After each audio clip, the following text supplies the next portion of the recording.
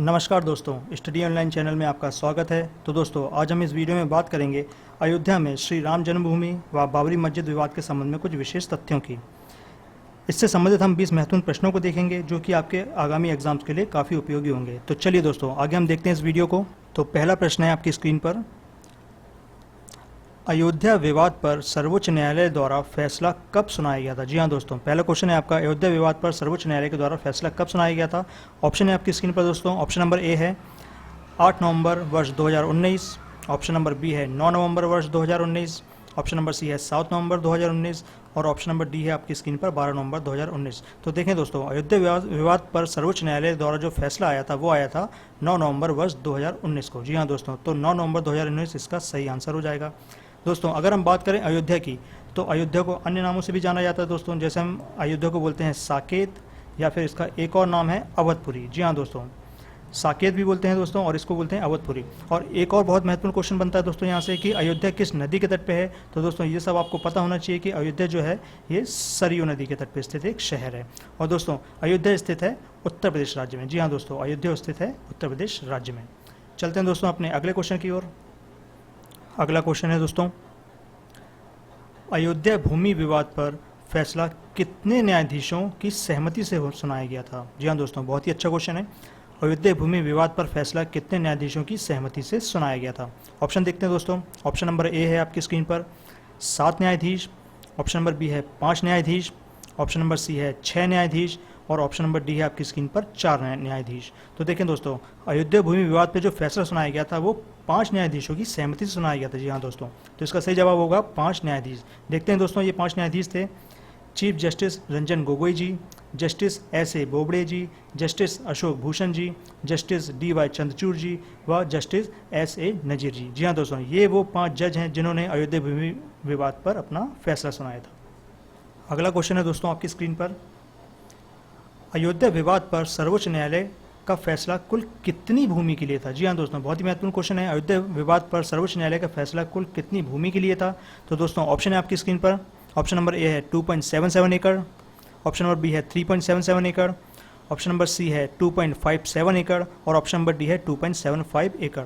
तो दोस्तों, अयोध्या विवाद पर जो सर्वोच्च न्यायालय का फैसला था वो था 2.77 एकड़ भूमि के लिए। जी हाँ दोस्तों, तो इसमें आपका सही जवाब होगा 2.77 एकड़ भूमि। चलते हैं दोस्तों अगले क्वेश्चन की ओर। अगला क्वेश्चन है दोस्तों, अयोध्या विवाद पर फैसले के बाद मुस्लिम पक्ष को कितनी जमीन दी गई है। जी हाँ दोस्तों, क्वेश्चन है अयोध्या विवाद पर फैसले के बाद मुस्लिम पक्ष को सर्वोच्च न्यायालय के द्वारा कितनी जमीन दी गई थी। ऑप्शन है दोस्तों आपकी स्क्रीन पर। ऑप्शन नंबर ए है 7.5 एकड़, ऑप्शन नंबर बी है 5.5 एकड़, ऑप्शन नंबर सी है 5 एकड़ और ऑप्शन नंबर डी है आपकी स्क्रीन पर 7 एकड़। तो दोस्तों, अयोध्या विवाद पर फैसले के बाद सर्वोच्च न्यायालय के द्वारा मुस्लिम पक्ष को जो जमीन दी गई थी वो है 5 एकड़। तो दोस्तों, इसका सही आंसर हो जाएगा आपका 5 एकड़। अगला क्वेश्चन है दोस्तों आपकी स्क्रीन पर,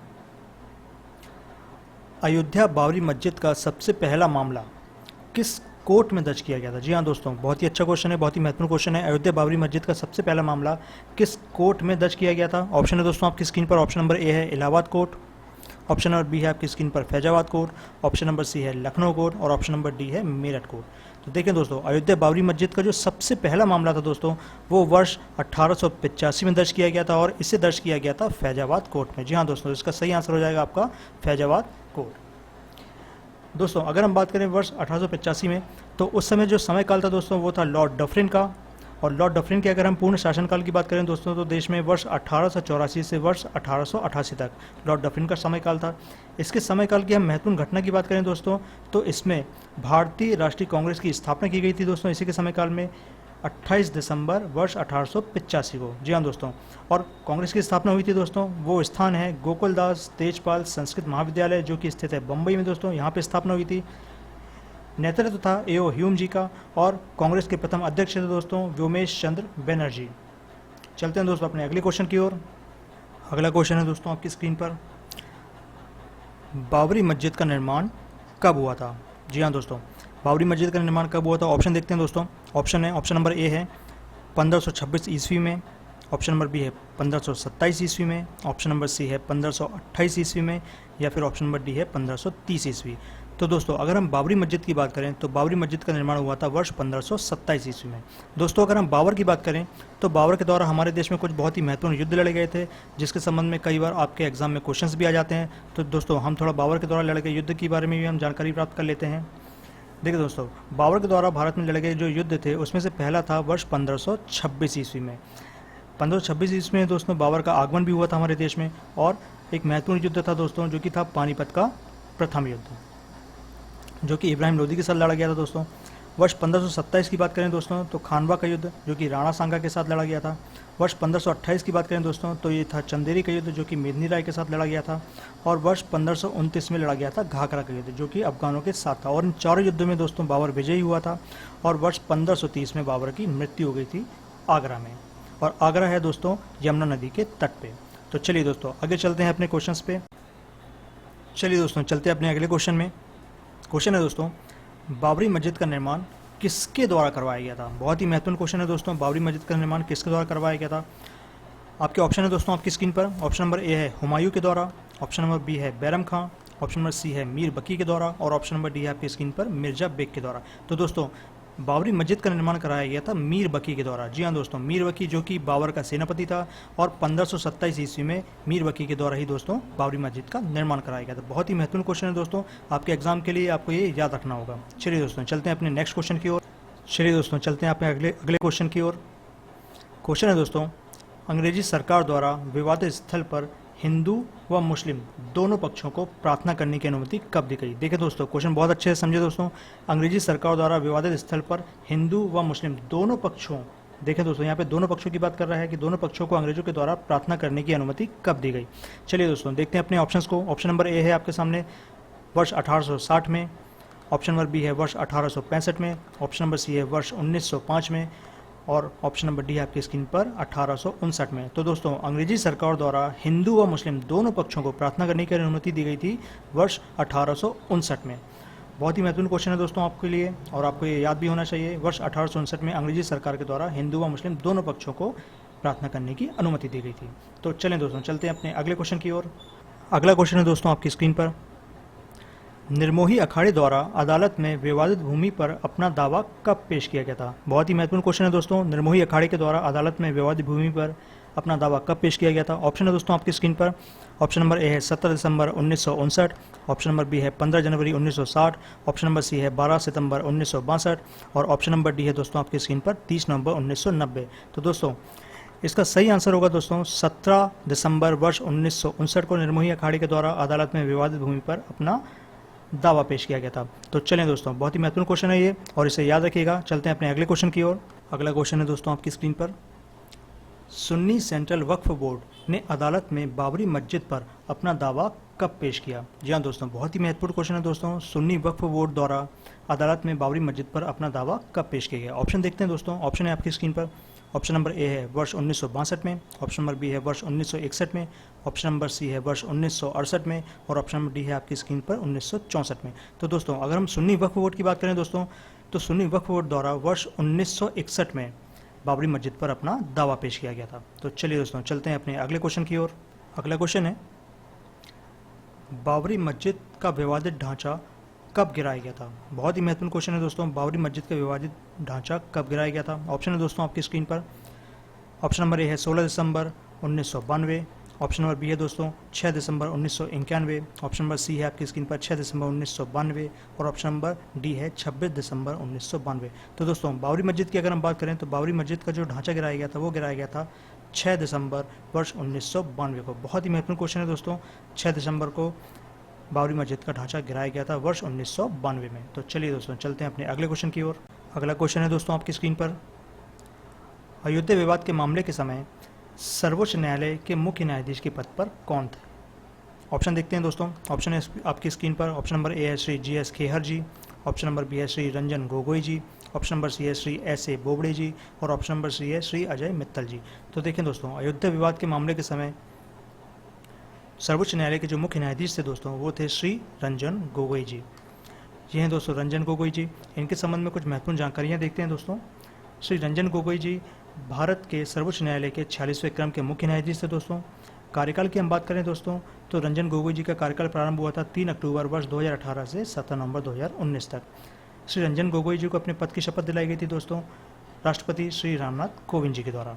तो दोस्तों इसको आपको ध्यान रखना होगा दोस्तों, अयोध्या विवाद के मामले के समय जो फैसला दिया गया था वो दिया गया था श्री रंजन गोगोई जी के द्वारा। तो चलिए दोस्तों चलते हैं अपने अगले क्वेश्चन की ओर। अगला क्वेश्चन है दोस्तों आपकी स्क्रीन पर, सुप्रीम कोर्ट में अयोध्या मामले की रोजाना सुनवाई कब से प्रारंभ हुई थी? ध्यान रखिए दोस्तों, बहुत ही महत्वपूर्ण क्वेश्चन है। सुप्रीम कोर्ट में अयोध्या मामले की रोजाना सुनवाई कब से शुरू हुई थी? ऑप्शन है दोस्तों आपकी स्क्रीन पर, ऑप्शन नंबर ए है 6 अगस्त 2019 से, ऑप्शन नंबर बी है 8 जुलाई 2019 से, ऑप्शन नंबर सी है 12 अगस्त 2019 से और ऑप्शन नंबर डी है आपकी स्क्रीन पर 16 सितंबर 2019 से। तो दोस्तों सुप्रीम कोर्ट में अयोध्या मामले की जो सुनवाई प्रारंभ हुई थी दोस्तों वो हुई थी 6 अगस्त 2019 से, जो कि रोजाना चली थी दोस्तों। तो ये बहुत ही महत्वपूर्ण क्वेश्चन है, तो आपको ये याद रखना होगा। चलो चलते हैं दोस्तों अगले क्वेश्चन की ओर। चलिए चलते हैं दोस्तों अपने अगले क्वेश्चन की ओर।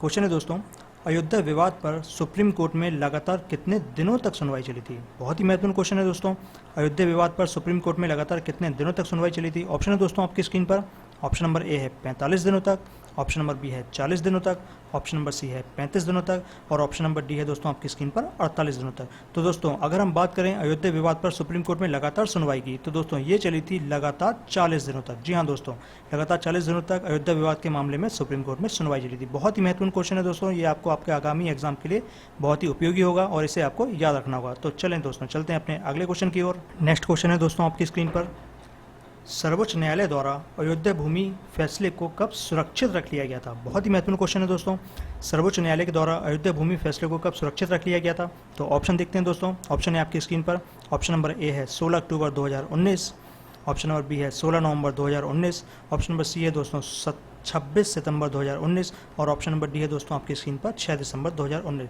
तो दोस्तों अगर हम बात करें कि सर्वोच्च न्यायालय के द्वारा फैसले को कब सुरक्षित रख लिया गया था दोस्तों, तो ये था 16 अक्टूबर 2019। जी हाँ दोस्तों, जैसे कि हमने पिछले क्वेश्चन में देखा दोस्तों 6 अगस्त 2019 को रोजाना सुनवाई प्रारंभ हुई जो कि 40 दिनों तक चली और 40 दिनों तक चलने के बाद 16 अक्टूबर 2019 को सर्वोच्च न्यायालय के द्वारा इस फैसले को सुरक्षित रख लिया गया।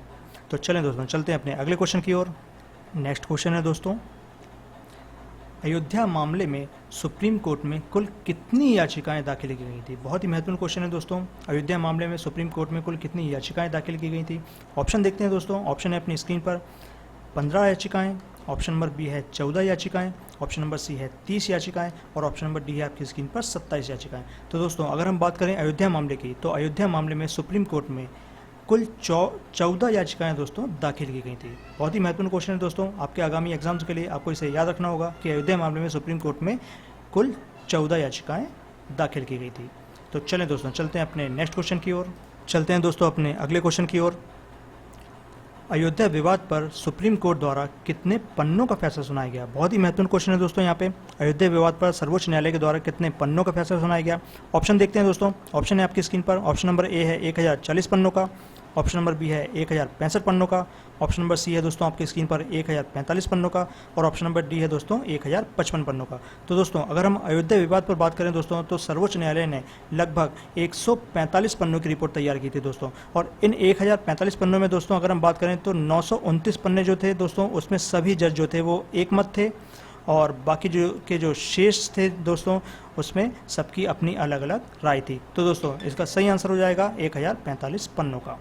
तो चलो दोस्तों चलते हैं अपने अगले क्वेश्चन की ओर। नेक्स्ट क्वेश्चन है दोस्तों, सुप्रीम कोर्ट में अयोध्या विवाद पर कुल कितने घंटों तक की सुनवाई चली? बहुत ही महत्वपूर्ण क्वेश्चन है दोस्तों, सुप्रीम कोर्ट में अयोध्या विवाद पर कुल कितने घंटों तक सुनवाई चली? देखते हैं दोस्तों इसके ऑप्शंस। ऑप्शन नंबर 1 है 172 घंटे, ऑप्शन नंबर बी है दोस्तों 180 घंटे, ऑप्शन नंबर सी है दोस्तों 190 घंटे और ऑप्शन नंबर डी है आपकी स्क्रीन पर 210 घंटे। तो दोस्तों अगर हम बात करें कि सर्वोच्च न्यायालय के द्वारा अयोध्या विवाद में कुल कितने घंटों तक सुनवाई चली तो दोस्तों इसका सही आंसर होगा आपका ऑप्शन नंबर ए 172 घंटे। जी हाँ दोस्तों, 40 दिनों की जो सुनवाई थी दोस्तों उसमें 172 घंटों तक दोस्तों यहाँ पे सुनवाई चली थी, जो कि बहुत ही महत्वपूर्ण क्वेश्चन है आपके आगामी एग्जाम्स के लिए, तो आपको इसे याद रखना होगा। तो चलिए दोस्तों चलते हैं अपने अगले क्वेश्चन की ओर। अगला क्वेश्चन है दोस्तों आपकी स्क्रीन पर, सुप्रीम कोर्ट द्वारा केंद्र सरकार को मंदिर निर्माण के लिए ट्रस्ट बनाने हेतु कितना समय दिया गया था?